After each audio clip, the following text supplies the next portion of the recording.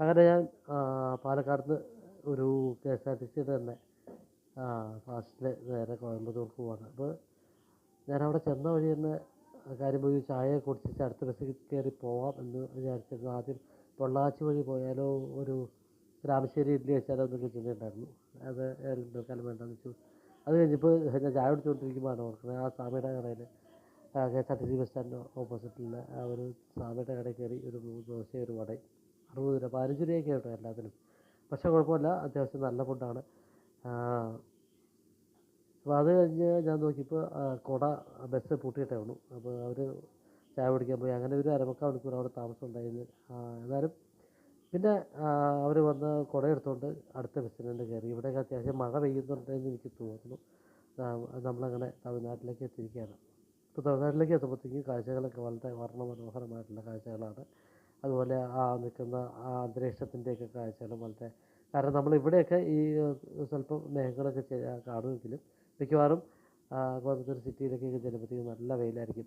ആ മലയുള്ള പ്രദേശത്തൊക്കെ കുറേ ഒരു മഴയുടെ ഇതൊക്കെ കാണുന്നുണ്ട്. അതുപോലെ ഈ ഹൈവേയിൽ നമ്മൾ നോക്കുകയാണെങ്കിൽ കുറേ ഹൈവേയുടെ സർവീസ് റോഡുകളിലൊക്കെ അത്യാവശ്യം നല്ല വീതിയുള്ള റോഡുകളാണ്.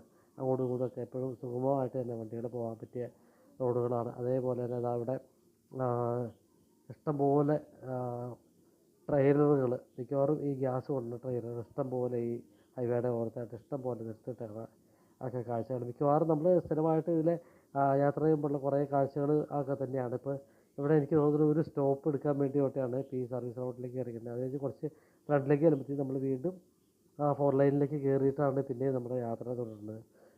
പോകുമ്പോൾ ഉള്ള കാഴ്ചകൾ വളരെ അതിമനോഹരമായിട്ടുള്ള കാഴ്ചകളാണ് വരുന്നത്. അവിടുന്ന് നമ്മൾ ഈ പറയുന്ന പോലെ വേറൊരു റോഡിലേക്ക് മാറി കയറി ഈ വഴിക്ക് വീണ്ടും നമ്മുടെ അതായത് Sreenarayana college of Sreenarayana Guru college, engineering കോളേജാണെന്ന് എനിക്ക് തോന്നുന്നു.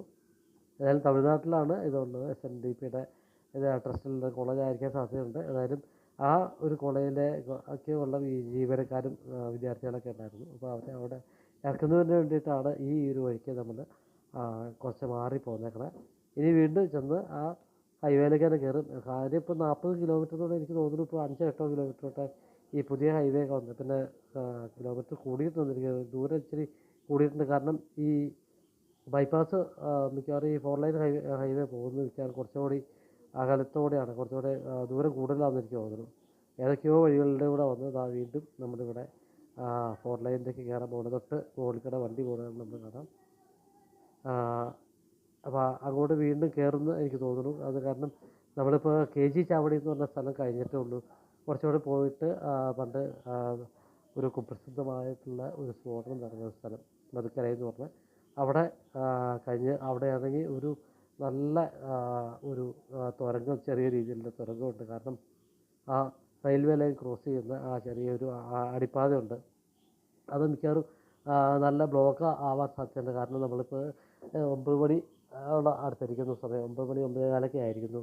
അവിടെ ചെല്ലുമ്പോഴത്തേക്കും ഇപ്പോൾ ഓഫീസ് ടൈം ആയതുകൊണ്ട് തന്നെ അവിടെ തിരക്കുണ്ടാവാൻ സാധ്യതയുണ്ട്. ഞാൻ നേരത്തെ പറഞ്ഞില്ല, അത് അങ്ങേ സൈഡിൽ ഇഷ്ടം പോലെ വണ്ടികൾ നിർത്തിയിട്ടാണ്.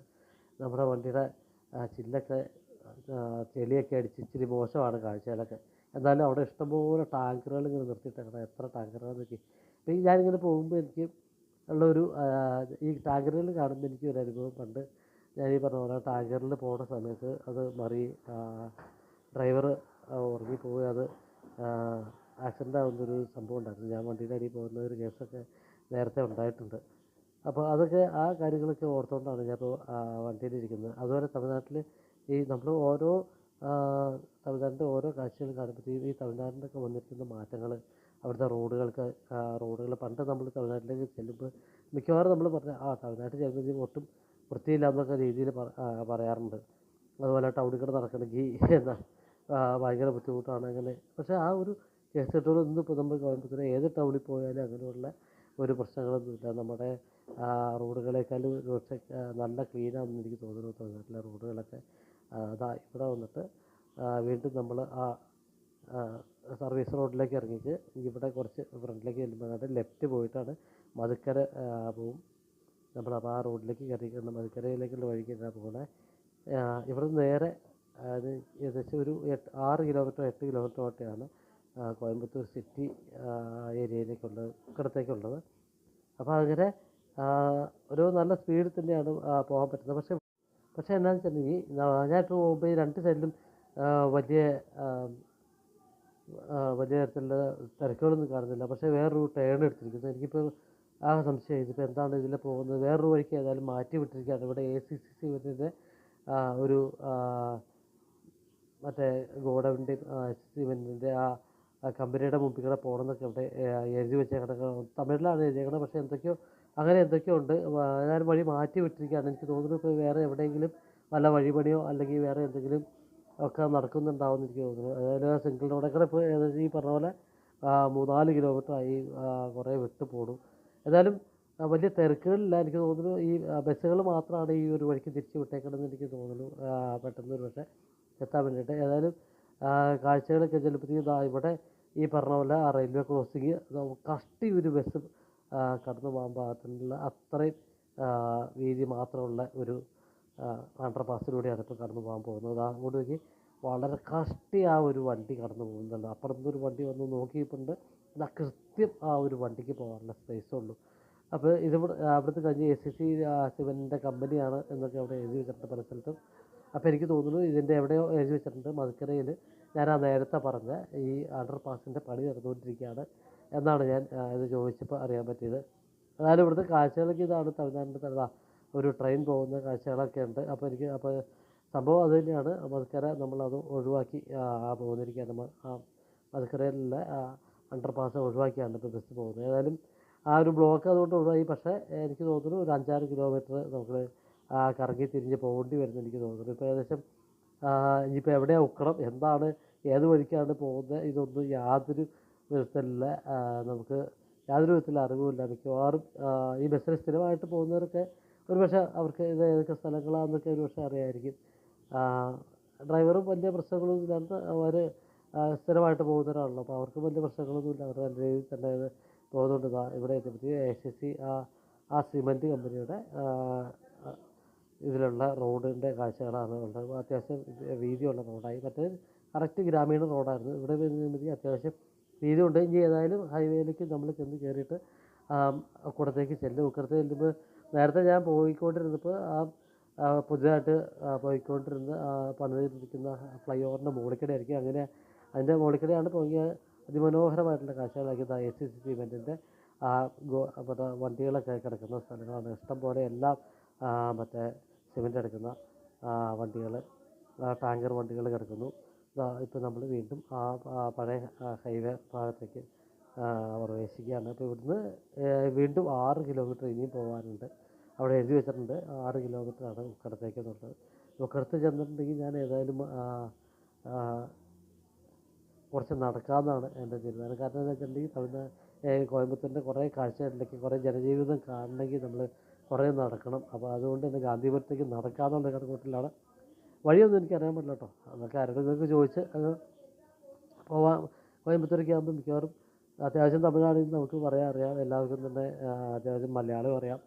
അപ്പോൾ നമ്മൾ ഈ ഉക്കടത്തെ കാഴ്ചകളിലേക്ക് വേണ്ടി, കാരണം ഇപ്പോൾ ഉക്കടം എന്ന് പറഞ്ഞ സ്ഥലം അതിമനോഹരമായിട്ടാണ് ഇപ്പോൾ ഓരോ പണിയും ചെയ്ത് പണികളൊക്കെ കഴിയുന്നൊരു വളരെ മനോഹരമായിട്ടുള്ള ഒരു കാഴ്ചകളാണ് ഉക്കടത്തിൻ്റെ കാഴ്ചകൾ കാണുന്നത്.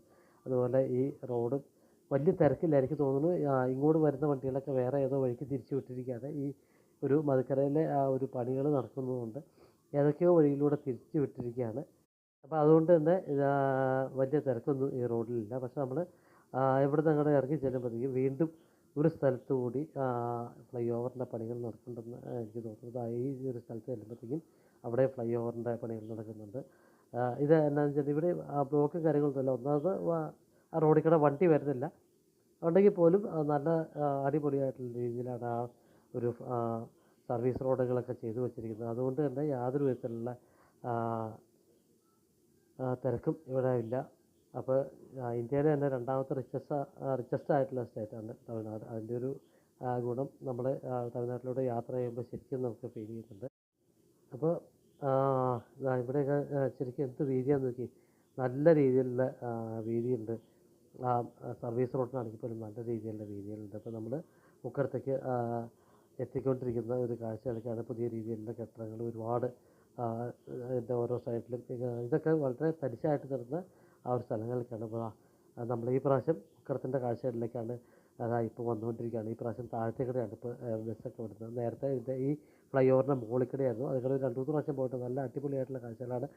ഇപ്പോൾ അതിലും മനോഹരമായിട്ടുള്ള കാഴ്ചകളാണ് നമുക്ക് ശരിക്കും ഫ്ലൈ ഓവറിൻ്റെ താഴേക്കൂടെ പോകുമ്പോഴും പൊള്ളാച്ചിയിൽ നിന്ന് വന്നുള്ള റോഡ് ചേർന്ന് ഇവിടെ ഒന്നും ഒരു ബ്ലോക്കും ഇല്ല. പണ്ടൊക്കെ ഇവിടെ ഒന്ന് കടന്നു കിട്ടണമെങ്കിൽ മിനിറ്റുകൾ, ചിലപ്പോൾ അരമണിക്കൂർ ഒക്കെ നമ്മൾ വെയിറ്റ് ചെയ്യേണ്ട കാര്യം ഉണ്ടായിട്ടുണ്ട്. പക്ഷേ എത്ര കൃത്യമായിട്ടുള്ള പ്ലാനിങ്ങോടുകൂടി അത് ചെയ്തേക്കുന്നത്. ആ ഒരു ഫ്ലൈ ഓവറൊക്കെ അതിമനോഹരമായിട്ട് തന്നെയാണ് വളരെ ഇതായിട്ട് ഏകദേശം 2 വർഷത്തോളം മറ്റോ എടുത്തു എന്ന് എനിക്ക് തോന്നുന്നു ഈ ഫ്ലൈ ഓവറുകളുടെയൊക്കെ പണി തീരാനായിട്ട്. കുറേ പ്രാവശ്യം ഞാനിവിടെ വരുമ്പോൾ കുറേ ഒരുപാട് നമ്മൾ ചുറ്റി വളഞ്ഞൊക്കെയാണ് ഉക്കടത്തേക്ക് എത്തിക്കൊണ്ടിരുന്നത്. ഇപ്പോൾ പണ്ടത്തെ പോലെ തന്നെ വളരെ ഈസി ആയിട്ട് യാതൊരു തിരക്കുമില്ലാതെ നമ്മൾ ഉക്കടത്തിൻ്റെ കാഴ്ചകളിലേക്ക് എത്തിക്കൊണ്ടിരിക്കുന്ന ഒരു കാഴ്ചയാണ് നമുക്ക് കാണാൻ പറ്റുന്നത്. നമ്മളങ്ങനെ ഉക്കടത്തിലേക്ക് എത്തിക്കൊണ്ടിരിക്കുന്ന സൈഡിലുള്ള കുറേ ചെറിയ രീതിയിലുള്ള പൂന്തോട്ടങ്ങളുടെ അതുപോലെ ഒരു ചെറിയ തടാകത്തിൻ്റെയൊക്കെ കാഴ്ചകളുണ്ട് ഇതിൻ്റെയൊക്കെ സൈഡിൽ. അതൊക്കെ ഈ ഫ്ലൈ ഓവറിൻ്റെ മുകളിൽ നമുക്ക് പോകണമെങ്കിൽ അടിപൊളിയായിട്ട് കാണാൻ. നേരത്തെ അതിനെക്കുറിച്ചൊരു വീഡിയോ ചെയ്തിട്ടുണ്ട്.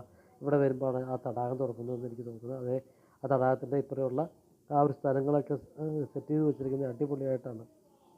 കുറേയൊക്കെ നല്ല രീതിയിൽ തന്നെ കലാപരമായിട്ട് തന്നെ തമിഴ്നാട്ടിലെ കാര്യങ്ങൾ ചെയ്യുന്നുണ്ട്. അതുപോലെ ഈ ഒരു ഏറ്റവും വലിയ ഒരു ശരിക്കൊരു വിസ്മയമാണ് തന്നെയാണ്. ഒറ്റ തൂണയിലാണ് ഏകദേശം 8 ഗേഡറുകൾ വെച്ചിട്ട് 2 ലൈനിൽ, അതായത് 4 ലൈനിൽ അങ്ങോട്ടും ഇങ്ങോട്ടും ഈ 2 ലൈൻ വെച്ച് പോകാൻ പാകത്തിനാണ് ഈ ഒരു ഇതിൻ്റെ പണി. അപ്പോൾ ആ ഒരു കാഴ്ചകൾ അതിമനോഹരമാണ്. മിക്കവാറും എനിക്ക് തോന്നുന്നു ഇവർ ഓരോ സമയത്തും ഓരോ രീതിയിൽ ആ ട്രാഫിക്കിൻ്റെ ഇതനുസരിച്ച് മാറ്റി വിടുകയും ഉണ്ടെന്ന് എനിക്ക് തോന്നുന്നു. ഏതായാലും നമ്മൾ ഇന്ന് താഴത്തേക്കൂടെ പോകുന്നുണ്ട്. നല്ല സ്പീഡിൽ തന്നെയാണ് താഴത്തേക്കൂടെ. വളരെ തിരക്ക് കുറവാണ്. 9:30-10 മണി സമയമായിരുന്നെങ്കിൽ പോലും വളരെ തിരക്ക് കുറവാണ്. നമ്മൾ ഉക്കടം ബസ് സ്റ്റാൻഡിൻ്റെ കാഴ്ചകളിലേക്കാണ് നമ്മൾ എത്തുന്നത്. ഇവിടെ ചെല്ലുമ്പോഴത്തേക്കും ഇപ്പോഴും ഉക്കടത്തിൻ്റെ ഇതൊക്കെ പണി കഴിഞ്ഞൊക്കെ എല്ലാം ക്ലിയറാക്കി വരുമ്പോഴത്തേക്കും അതിമനോഹരമായിട്ട് ആ ഒരു സെറ്റപ്പായിരിക്കും ഇവിടെ കാണാനുള്ളത്. കണ്ടില്ലേ, ഇവിടെ നടുക്കായിട്ട് ചെറിയൊരു ഗാർഡൻ പോലെയൊക്കെ ഉണ്ടാക്കി വെച്ചിരിക്കുന്നു. അതുപോലെ ആ ഫ്ലൈ ഓവർ വന്ന് ഇറങ്ങുന്നതൊക്കെ വളരെ കലാപരമായിട്ട് ശരിക്കും അത്യാവശ്യം അകലം വിട്ട് തന്നെ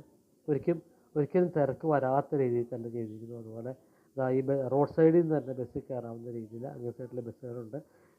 ഇത് ക്രോസ് ചെയ്യാൻ യാതൊരു ബുദ്ധിമുട്ടുമില്ല. നമ്മൾ നേരെ അതേപോലെ തന്നെ എവിടെന്നെങ്കിലും വരുന്ന ബസ്സുകൾക്കൊക്കെ സുഖമായിട്ട് ഉക്കട സ്റ്റാൻഡിൻ്റെ ഉള്ളിലേക്ക് വന്നിറങ്ങാം. ഗാന്ധിപുരത്ത് നിന്നൊക്കെ വരുന്ന ബസ്സുകൾക്ക് ഉക്കട സ്റ്റാൻഡിൻ്റെ ഉള്ളിലേക്ക് വന്നിറങ്ങാം പാകത്തിന്. ഏതായാലും നമ്മുടെ ബസ് നേരെ ചെല്ലുന്നത് ഇപ്പോൾ കേരളത്തിൻ്റെ ബസ്സുകൾ ഇട്ടിരിക്കുന്ന ഒരു സ്ഥലത്തേക്കാണ്. അപ്പോൾ അവിടെ പാർക്ക് ചെയ്ത് ഇവർക്ക് 10-15 മിനിറ്റ് ഉണ്ടാവും. ഏതായാലും ഈ ഒരു വീഡിയോയിലെ കാഴ്ചകൾ വെച്ചാൽ TNSTC അടിപൊളി വണ്ടിയാണ് കേട്ടോ. അപ്പോൾ ഇത്രയൊക്കെയാണ് ഈ ഒരു വീഡിയോയിലെ കാഴ്ചകൾ. അപ്പോൾ നമ്മൾ തമിഴ്നാട്ടിൽ കോയമ്പത്തൂരിൻ്റെ കൂടുതൽ കാഴ്ചയുമായിട്ട് അടുത്ത വീഡിയോ ആയിട്ട് വരാം. ഏതായാലും ഞാൻ കുറച്ച് നേരം നടക്കാൻ പോവുകയാണ്. അപ്പോൾ തെറ്റില്ലാത്ത വീഡിയോകൾ കിട്ടുന്നതാണ് എൻ്റെ ഒരു കണക്കുകൂട്ടൽ.